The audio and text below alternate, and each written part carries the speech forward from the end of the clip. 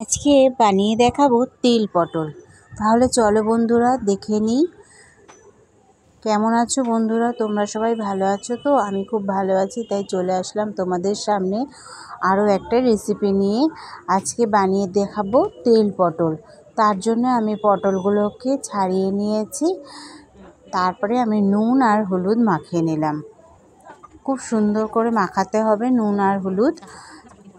গ্যাসে চুলা ধরিয়ে একটা কড়াই বসে তাতে রিফাইন অয়েল দিয়ে পটলগুলো, কিছুটা পটল আগে আমি ভেজে তুলে নিলাম। ভেজে তুলে নিয়ে আবার কিছুটা পটল দেবো, দিয়ে আবার ভেজে নেব। পটলগুলোকে খুব সুন্দরভাবে লাল লাল করে ভেজে নিতে হবে, যাতে ভাজার সময় অর্ধেকটা সেদ্ধ হয়ে যায়। কত সুন্দর লাগছে ভাজাটা, এরকম লাল লাল করে ভেজে নিতে হবে। ভাজা হয়ে গেলে আমি এখানে আরও অল্প একটু তেল অ্যাড করে দেব। তেল অ্যাড করে দিয়ে দেব দুটো শুকনো লঙ্কা আর গোটা জিরে।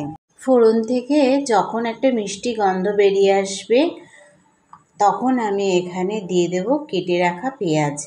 আমি একটা বড় পেঁয়াজ খুব পাতলা পাতলা করে কেটে রেখেছিলাম, সেটা দিয়ে আমি খুব ভালো করে ভেজে নিতে হবে।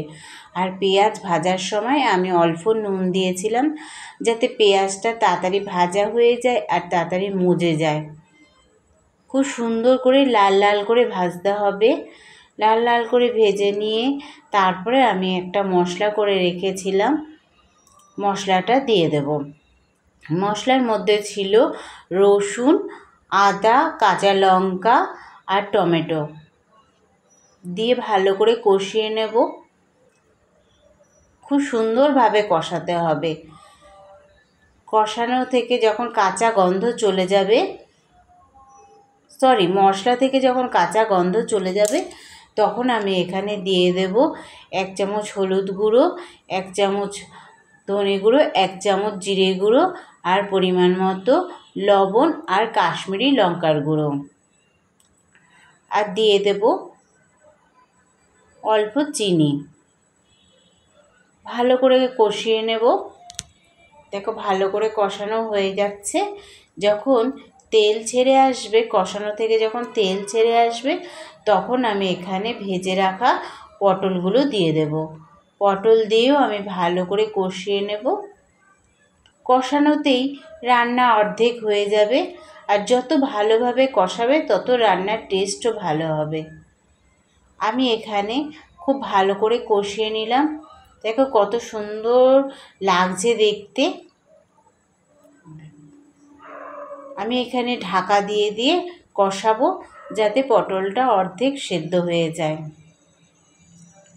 আমার এখানে কষানো কমপ্লিট হয়ে গেছে, তেলও ছেড়ে এসছে মশলা থেকে। এবার আমি পরিমাণ মতো জল দিয়ে দেব। আমি এখানে অল্প জল দেব, এটা ঝোল হবে না, রান্নাটা শুকনো শুকনো হবে। এই রান্নাটা তোমরা বাড়িতে একবার ট্রাই করো। ঘরোয়া উপকরণ দিয়ে রান্নাটা তৈরি করা হয়েছে, দারুণ টেস্টি হয় খেতে। এটা দিয়েই 1 থালা ভাত খেয়ে নেওয়া যায়। দেখো কতটা সুন্দর লাগছে দেখতে, আর রঙটাও কি সুন্দর হয়েছে বলো। তোমাদের যদি আমার এই ভিডিওটা ভালো লাগে, তাহলে একটা লাইক, কমেন্ট, শেয়ার করে দিও। আর আমার চ্যানেলটাকে সাবস্ক্রাইব করে দিও।